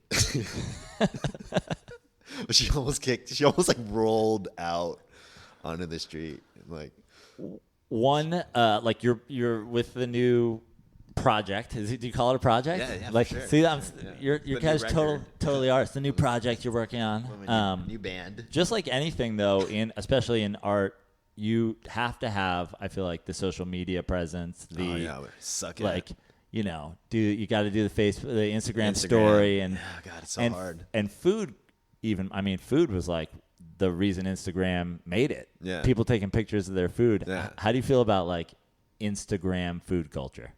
Oh man, I totally am addicted to Instagram. I think like this month there was like a week where I was lucky enough not to like just look at it, but it's kind of how I am spoon fed so many things, work related, and at the same time is also how I like kind of like relax and uncharge or go down for the night when I'm on Instagram. Yeah.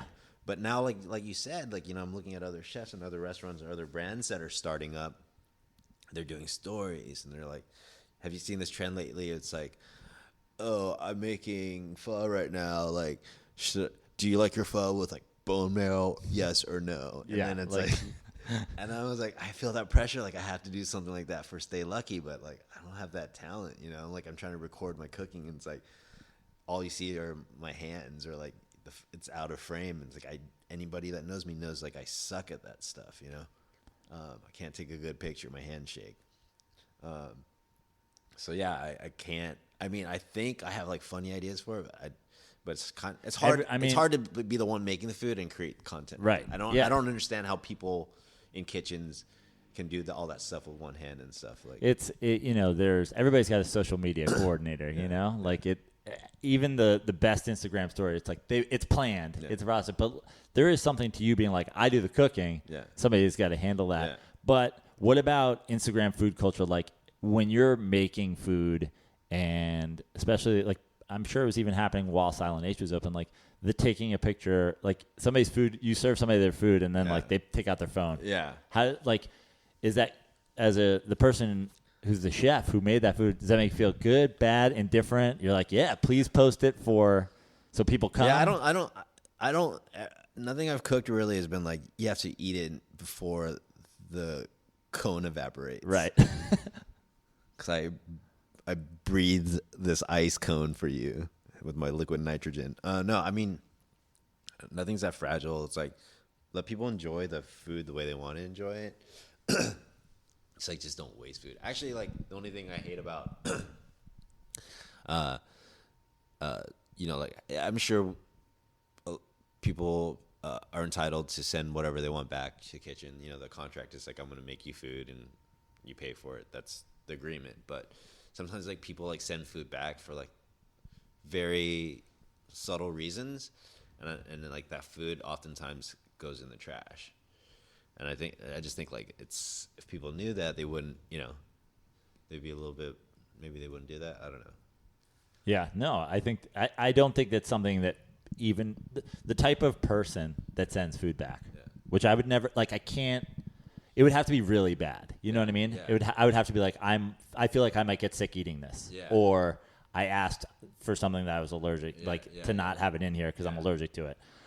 So the people that think it's okay to even send something back are the people that aren't considering that it's going in the trash. Right. I mean, it's like kind of an unspoken law, right? But I guess legally you're entitled to. Right. And I think there's also, what's funny, we're talking about the comparisons to being a musician, to being a comedian or whatever. You do have lives. Take that song back. You do have lives in your hand. Like there's people that can get sick. There's people who can, like that's. God. I was just like, I got food poisoning on Monday, and like by Wednesday, like I felt like I couldn't breathe. Like I was like, those muscles were so exhausted from dry feeding, dude. Like I always said, like if I were like a Marvel supervillain, like my power would be like to give you food. Like I would be able to fuck with your digestion, like give you food poisoning. You're just gonna shit and puke for 3 days. Yeah. Good luck fighting in Infinity War. Lift a train. Yeah, I don't care if you can lift a train when you're busy like shitting your brains out. It's like, yeah. I take like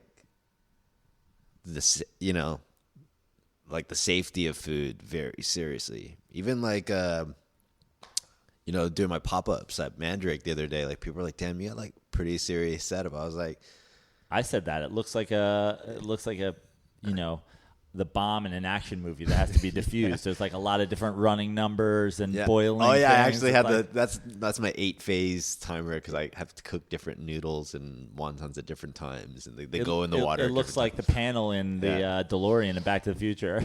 Yeah. No, you gotta. There's a reason. My friend's actually writing a book about this right now. They're like the DOH and stuff, chefs, like your gripes with them, whatever. I mean, there's definitely a need for kitchen sanitation and safety. I'm a big stickler for it personally, but like some of those like the inspections and how they tax you and stuff is a little kind of like detrimental to businesses sometimes. What's the most underrated food? What's the most overrated food? Underrated food.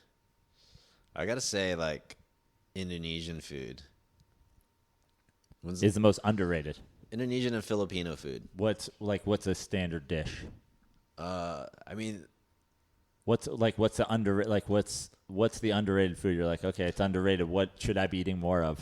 oh man. So I'm just thinking with like Filipino and Indonesian food, like they're just kind of like their curried or stewed proteins, like in Indonesian food, rendang, beef rendang. Like someone was talking to me about like how come it's a dish that most traveled or people like have traveled and stuff like can identify because it's in Malaysia, Indonesia, Singapore and stuff. Like how come that hasn't really become a trend in like cities like New York and LA?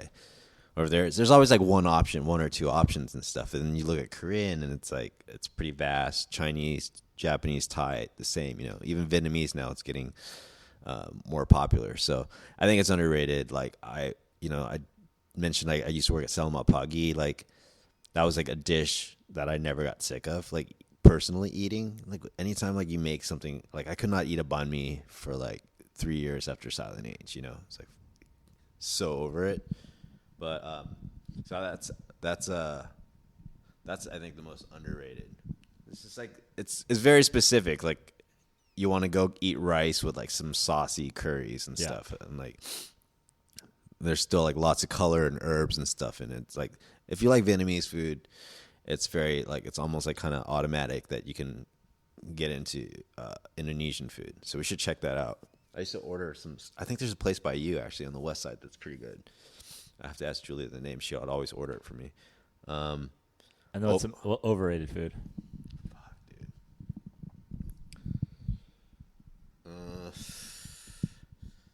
Give me an example of an overrated food that you. I don't know, like foie gras. Oh, okay. Okay, I see. Or like, I don't know, something that people make a big deal out of. Yeah, and yeah. Like, I mean, I love lobster, and Lobster's definitely. I've said that to my family for my entire life. Lobster's so overrated. I feel like lobster might be in my last meal. Like I might do a surf and turf with like a blue cheese butter situation over or your pork chop. Yeah. But like it's still overrated Yeah. because it's when you go to you're like you fucking ordered the lobster, really? Yeah. Like you had to be the guy. I guess it's like overrated in a price sense. It's overrated Right. in like a when you should be ordering it sense. I mean, it's like it's super expensive. Yeah. I mean, I worked at a lobster place for a year as my last job in New York, so I know why lobsters are expensive. There's a true cost to everything, but even my entire life, it's been like something like my family splurges on, and it's like I was like, God, we get splurged in so many. That resource or that value isn't there for me. The payoff isn't good enough. I thought when you said overrated, I thought you meant something like, I was thinking more like something like, like the whole pizza, like brick oven pizza thing. You know, that could be overrated too. Yeah, I mean, it's not like it's overrated. Like I don't enjoy it, but like I think the last time I was visiting Charleston, South Carolina, like my buddy owns Shaba Biscuit and 2 down there, and his partner Joey was telling me like they're opening 3 like Roberta's esque or like Yeah. Pizza Bianco esque kind of like pizzas. Oh, I got a question for you. Sure. Can we talk about what's your favorite pizza in New York? My favorite pizza in New York. Oof, that's so tough. Man.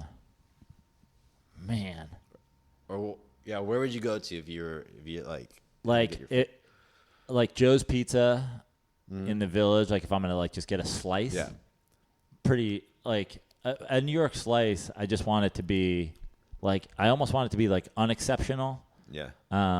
Like don't take it too seriously. It fill you up. It is what it is. But like, there is obviously with pizza like too much cheese, too much bread. Like Joe's knows what they're doing. So they're there for a slice, and then actually it's like 2-3 blocks away even. But like John's Pizza, which is I think on Bleecker right there as well. Then it's is like that just because you're like a comedian and you have to hang out there and I don't know. It's just like that's what I think of when I think of like, oh, I'm gonna get a slice of pizza, and that's what I'm gonna think if I'm gonna get like sit down and like be like, hey, let's all meet out somewhere for pizza.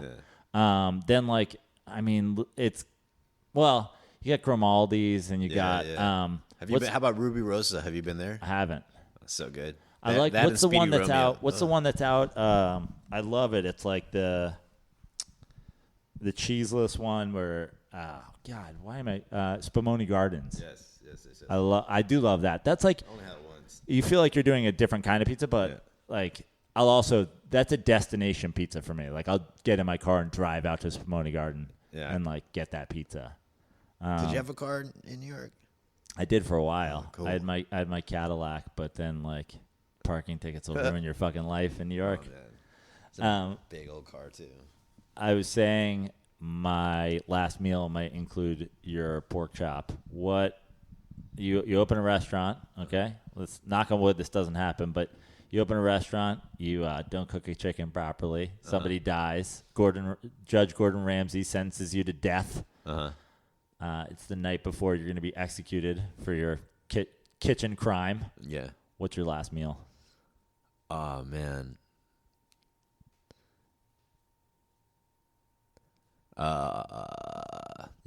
But I think I would have to pick like a sushi omakase or something cheesy like that.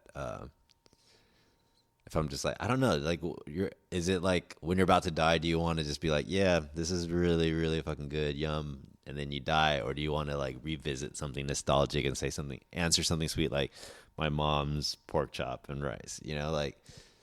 I don't know. That's why I asked you. Yeah, I think I would just go for the omakase. Because you know what? Like, I eat my mom's thing in like 20 minutes, and the omakase will like last me 3 hours. So I get to live for an extra 2 hours and 40 minutes. What does that even entail? Oh, dude. So did I ever take you to my friend's place at 108 Kazu when he was like behind the sushi counter there? So he just like does these like, I don't know. It's just like he's just got the magic touch, in my opinion. Like he just makes you go wow with every little bite. I'm talking about like 2-bite pieces. His sushi pieces are extraordinarily small, but they're just perfect bites of food. And like the reason it's so beautiful too is just like the fish is just like you're watching him make stuff, like with his hands. He's forming, he's cutting it, he's torching it, he's squeezing, he's brushing soy sauce on it. It's just like a really cool experience, So yeah, that would be kind of cool for a last meal. Have you been to Gozmart? Uh-uh. That's like the sushi place that I went here that was like mind blowing. It's in like Canoga Park in an old like video store. Oh shit! And I went in the back, and the guy was like, "No soy sauce with this," and I was like, "Okay." And it was like gold, and I was like, "What am I eating?" Yeah. It was like, and it was incredibly expensive, and I didn't know what to do, but it was like phenomenal. I want to go check it out with you. Yeah, great. Because I was like, I was hoping that you were like, yes, that's the best, but not knowing about it. No, I haven't known. Yeah. So this guy Kazu, he also like one time Julie and I were in Tokyo, and he was like, do you want to go eat at my uncle's restaurant? And I was like, oh shit. I remembered him telling me this one. He like on Facebook, he was like, you want to go eat at my uncle's? I remember him telling me a long time ago that his uncle was. Have you seen that documentary, Jiro Dreams of Sushi? Yeah. His uncle, it's his uncle's hands making the sushi in the movie. It's not It's not Jiro. It's not actually Jiro. Sometimes it's Jiro, but he's Jiro's stunt hand. He's Jiro. He was Jiro's first a right-hand man, basically. And left-hand man for the movie. He's the both-hand man. Yeah, because the movie is all about like him giving the restaurant to his two sons, but it's Jiro's original, and then his youngest son has another one. But then there's the second one, the one in between is Kazu's uncle's. So he's like finds me on Facebook, and he's like, "Let's go." I was like, "Dude, we get to go to this Michelin star omakase, and it's Julie's birthday." I was like taking her there for as her birthday present. We get the concierge like gives us directions, which we hand to a taxi driver. He gets us there, and he like points up. We go up this elevator. It's in this mall. We basically get off on the 8th floor, and we're in like women's night, like evening gowns and stuff. So we're just walking through like the women's like department of like a Japanese Macy's or something. And then there's like a tiny little curtain at the back, and you walk in, and it's like the size of this living room. It's like super intimate, like no music, nothing. Just like this old dude back there. Don't speak any English. It's like 5 customers in the whole place. And we're just like, show him this piece of paper, like, Kodasai, sorry, excuse me, please, like, read this. And it's like, oh yeah, we've been expecting you. Cool. And they just start us.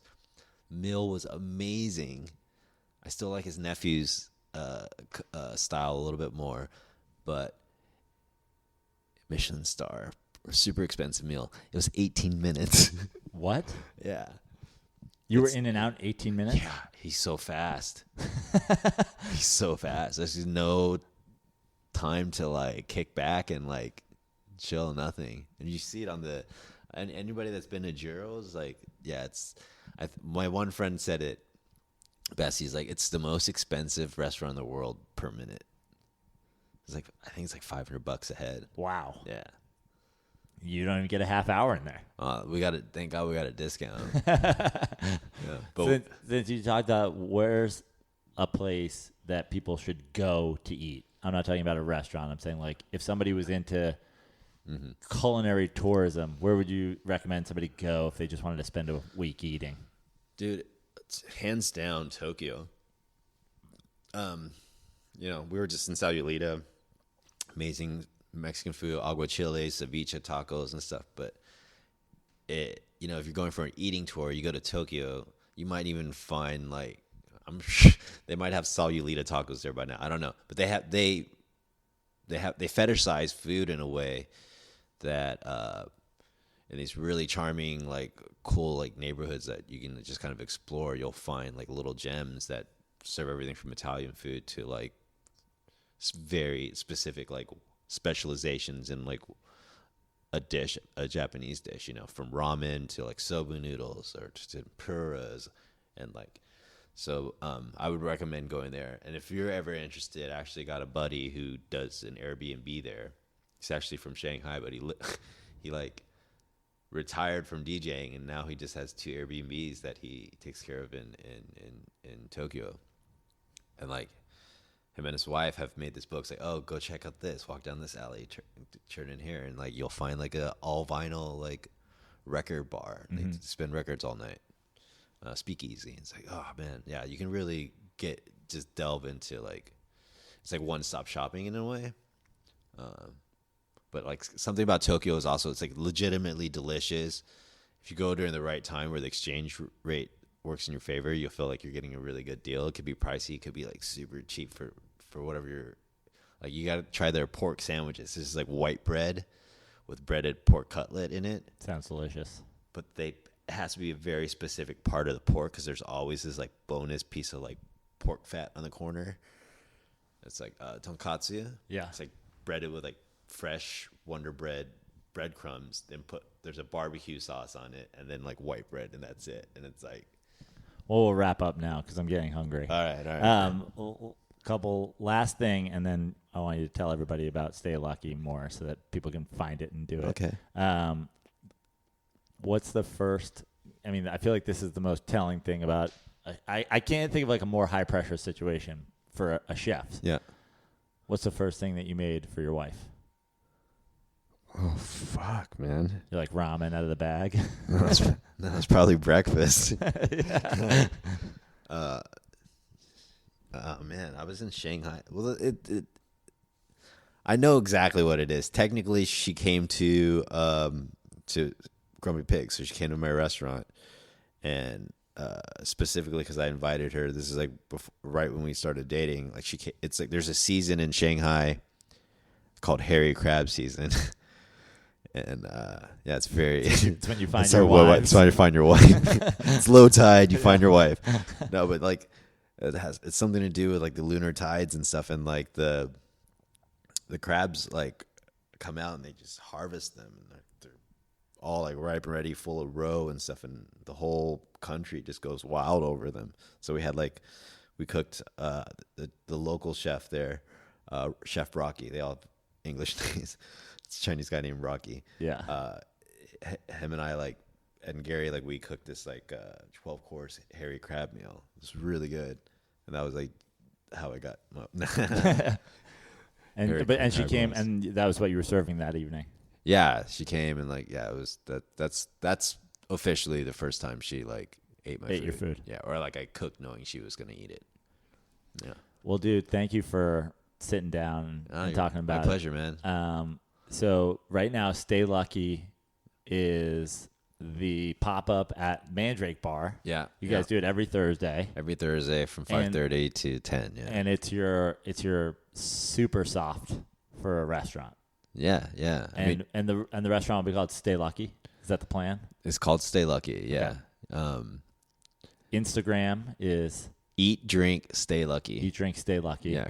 We're gonna get your social media game flowing. I got one outlet and one campfire stove at Mandrake. So I'm boiling dumplings and I'm deep frying chicken wings, but it's good. Dude, the chicken wings. That was the thing that really blew me away the last time I made them. Like the last time when we visited you there. Like I love dumplings. I could eat a million dumplings. Yeah. Like when you post just a pile of dumplings. Yeah, I'm like, oh God, I gotta go eat fucking dumplings. Yeah. But we ordered one of everything that you were making. I think. That was and fun. And I was like, we got to get more chicken wings. Yeah. What's in that chicken wing? What's this? What do you got going on there? Oh man, it's just a really nice seasoned dredge, and just basically, I think my experience. That means with, nothing to me. A seasoned dredge. So I'm thinking about you pulling them out of a lake. Yeah. So that style of wing represents for me the style of wing where it's just like juicy chicken with crispy skin. It doesn't have that extra like KFC, for example. It's like a battered chicken. Right. So it's a wet batter. So this one is just dredged, which means it's just seasoned flour, and it's just without any buttermilk or any egg or anything. It's just you throw it in there. It's the wing's a little moist. The skin picks up this highly seasoned flour, and we deep fry that. So basically eating crispy, seasoned crispy skin, and they're just addictive, man. So addictive. Yeah. So it's just and the first time I made them, I think you guys got to eat them at my old apartment. That was still the best because I still had these peppercorns from that chef I was telling you about, Yubo. But when he took us around Chengdu, he's like, he let me buy chili flakes there, but he's like, don't even buy Sichuan peppercorns. These are good. But he gave me a vacuum pack. I snuck back a bag of peppercorns that he vacuum packed for me, saying these are amazing. And if I open that bag up, you'll probably smell it a block away. It's so fragrant. It's like amazing. The briefcase in Pulp Fiction. Yeah. What is that golden? Oh, it's vacuum sealed peppercorns. Yeah. So at Eat, Drink, Stay Lucky, follow it, and then when come by, have a beer, come to the backyard and order some food. And by the way, I don't mind at all. I'm a need to have a truck guy. I'm either the side of the street. I love going obviously to the back of a cocktail bar and eating your dumplings and wings and wontons. If somebody was a patron, if I'm going, when is Vin having a restaurant? When do you think I'll be sitting in something? Oh, okay. To that, early next year. Yeah. Well, can't wait. Everybody follow Vin. Thank you Yeah. for sitting down. Thank you for always yeah, dude, being a fanboy and always like coming to eat the food. Dude. I'm a fucking fat piece of shit, bro. I love it. I love supporting me, dude. That's awesome. It's fun because like I feel like I hate the term foodie. I think it's like the dumbest thing. We're all foodies, right? Sure, we all got to fucking eat. But like I do enjoy going to like I make food a destination. Like if I go too long, I'll just be like I'm driving to downtown. I'm getting Philippe's with like a pickled egg and like a side of pie. Yeah. Like I get. You go by yourself even? I all the time. You're a foodie. The time I'll be like have a craving for something and be like I'm just going. Yeah.